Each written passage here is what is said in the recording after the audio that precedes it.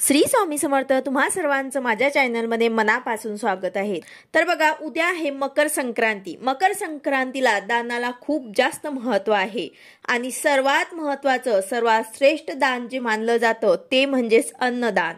आपल्याला उद्याच्या दिवशी अन्नदान करायचं आहे। जे तुम्हाला शक्य होईल ते तुम्हाला गोरगरिबांना दान करायचं आहे। तुम्ही त्यामध्ये फळं सुद्धा दान करू शकतात किंवा मग तीळ दान करू शकतात, तूप दान करू शकतात, त्याचबरोबर तुम्ही खिचडी सुद्धा बनवून दान करू शकतात। गोरगरिबांना जे शक्य होईल ते तुम्हाला दान करायचं आहे। त्यासोबत उद्याच्या दिवशी आपल्याला दीपदान सुद्धा करायचं आहे। हे सुद्धा महत्त्वाचं आणि श्रेष्ठ दान मानलं जातं। त्याचबरोबर गोदान सुद्धा श्रेष्ठ दान मानलं जातं। तर या मकर संक्रांतीच्या दिवशी आपल्याला अन्नदान, गोदान तसेच दीपदान करायचे आहे। या दिवशी आपल्याला 14 दिव्यांचं दीपदान करायचं आहे।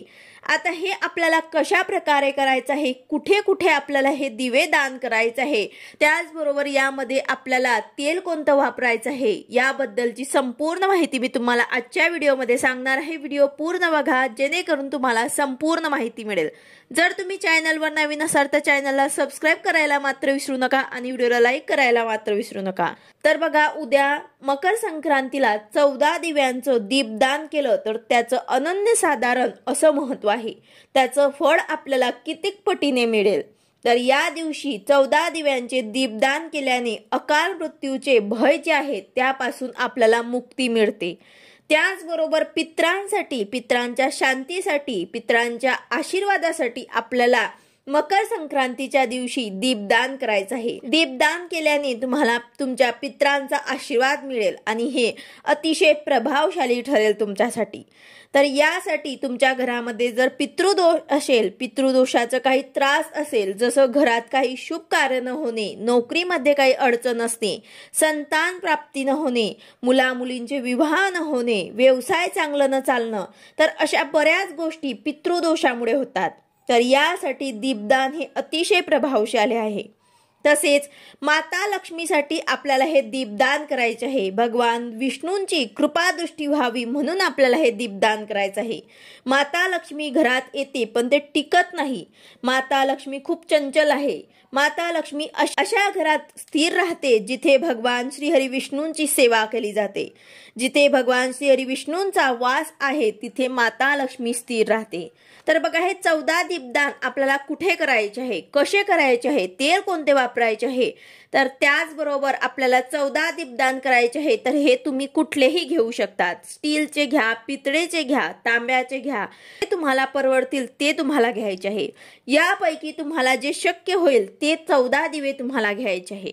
आता ज्यांना हे तिघांमधनं स्टीलचे, पितळेचे किंवा तांब्याचे घेणे शक्य नाही त्यांनी मातीच्या पंती घेतल्या तरी सुद्धा चालेल, किंवा मग तुम्हाला हेही शक्य नसेल तर तुम्ही कणकेचे 14 दिवे बनवून ते सुद्धा घेऊ शकतात।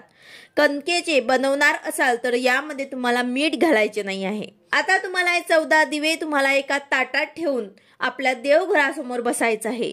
त्यांना हळदी कुंकू लावून घ्यायचं आहे। त्यानंतर या 14 दिव्यांमध्ये तुम्हाला तिळीच्या तेलाचा वापर करायचा आहे। तिळीचेच तेल तुम्हाला उद्याच्या दिवशी या दिव्यांमध्ये टाकायचे आहे, कारण मकर संक्रांतीला तिळीला खूप जास्त महत्त्व आहे। बघा, आपण तिळीचा या दिवशी सर्व गोष्टींमध्ये वापर करत असतो। आंघोळीच्या पाण्यात आपण तीळ टाकतो, सूर्याला अर्घ्य देताना त्या पाण्यात आपण तीळ टाकतो, दान करण्यासाठी सुद्धा आपण तिळीचं दान करत असतो।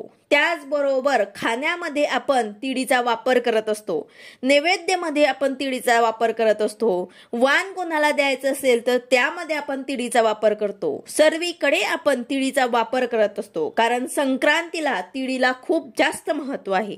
तर यासाठीच आपल्याला दीपदान करताना सुद्धा तिळीच्या तेलाचा वापर करायचा आहे।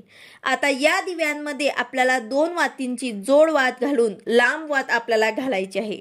आता जर तुम्हाला तिळीचं तेल टाकणं शक्य नसेल तर दुसरं तुम्ही कुठलंही तेल टाकू शकतात, पण यामध्ये तुम्हाला चिमूटभर थोडे थोडे पांढरे तीळ जे आहे ते प्रत्येक दिव्यामध्ये टाकायचे आहे। जर तिळीचं तेल घेतलं तर अतिशय उत्तम, पण जर तुमच्याकडे नसेल तर त्यामध्ये तुम्हाला पांढरे तीळ टाकायचे आहे। जर तिळीचं तेल तुम्ही घेतलं तर त्यामध्ये तुम्हाला तीळ टाकायची गरज नाही, पण दुसरं कुठलं तुम्ही घेतलं तर त्यामध्ये मात्र तुम्हाला चिमूटभर थोडी तीळ जे आहे ते प्रत्येक दिव्यामध्ये टाकायचे आहे। आता तुम्हाला 14 दिव्यांमधनं तुम्हाला 13 दिव्यांमध्ये पांढरे तीळ टाकायचे आहे आणि एका दिव्यामध्ये तुम्हाला काळे तीळ टाकायचे आहे, कारण हा दिवा आपण पितरांसाठी लावणार आहे। तर हे तुम्हाला लक्षात ठेवायचं आहे। 13 दिव्यांमध्ये तुम्हाला पांढरे तीळ टाकायचे आहे आणि एका दिव्यामध्ये तुम्हाला काळे तीळ टाकायचे आहे। आणि याचबरोबर तुम्हाला प्रत्येक दिवा आपण जिथे कुठे ठेवणार त्याखाली तुम्हाला आसन सुद्धा द्यायचं आहे। थोडेसे तांदूळ टाकून त्यावरतीच तुम्हाला हा दिवा ठेवायचा आहे। यानंतर आपल्याला हे दिवे जे आहे ते एका ताटामध्ये ठेवायचे आहे, त्यामध्ये तेल टाकायचं आहे, त्यामध्ये वात घालायचे आहे, त्यासोबत तीळ सुद्धा टाकायचे आहे आणि यामधनं आपल्याला हे देवघरासमोर बसून हे ताट पूर्ण तयार करायचं आहे। त्यानंतर एक दिवा जो आहे तो उचलून आपल्याला देवांसमोर लावायचा आहे। थोडे तांदूळ आपल्याला खाली टाकायचे आहे, दिव्याला आसन ठेवायचं आहे आणि आपल्या कुलदेवीचं नामस्मरण करायचं आहे, कुलदेवीला प्रार्थना करायची आहे। अशा प्रकारे तुम्हाला पहिला दिवा जो आहे तो आपल्या देवघरासमोर लावायचा आहे। यानंतर दुसरा दिवा जो आहे तो तुम्हाला तुळशी समोर लावायचा आहे। भगवान श्री हरी विष्णू आणि माता लक्ष्मीचं नामस्मरण करून त्यांना प्रार्थना करायची आहे आणि हा दिवा आपल्याला तुळशी मातेसमोर लावायचा आहे। यानंतर 2 दिवे आपल्याला आपल्या मुख्य प्रवेशद्वाराच्या बाहेर लावायचे आहे।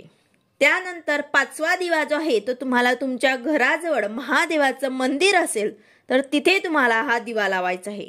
त्यानंतर एक दिवा आपल्या गेट जवळ अन्नपूर्णा मातेसाठी, अन्नपूर्णा मातेची कृपा व्हावी यासाठी आपल्याला हा दिवा लावायचा आहे।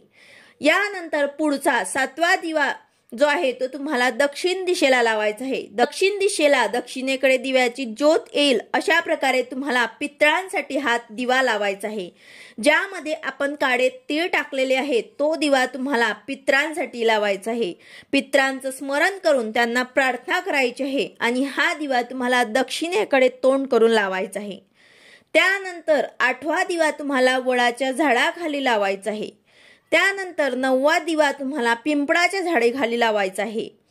त्यानंतर 10वा दिवा तुम्हाला बेलाच्या झाडाखाली लावायचा आहे। त्यानंतर 11वा दिवा तुम्हाला पूर्व दिशेला लावायचा आहे। हा शक्यतो तुम्ही सूर्यनारायणचं दर्शन जेव्हा घ्याल म्हणजे सकाळी तुम्ही सूर्याला अर्घ्य जेव्हा देणार त्यावेळेस तुम्हाला सूर्याखाली ठेवायचं आहे, म्हणजेच काय तर पूर्व दिशेला तोंड करून त्या दिव्याची ज्योत जी आहे ते पूर्व दिशेला येईल अशा प्रकारे तुम्हाला सूर्यदेवांसाठी हा दिवा जो आहे तो लावायचा आहे। नंतर एक दिवा तुम्हाला उत्तर दिशेला लावायचा आहे, कारण सूर्याचा उत्तरायण चालू आहे त्यासाठी तुम्हाला उत्तर दिशेकडे तोंड करून हा दिवा एक लावायचा आहे।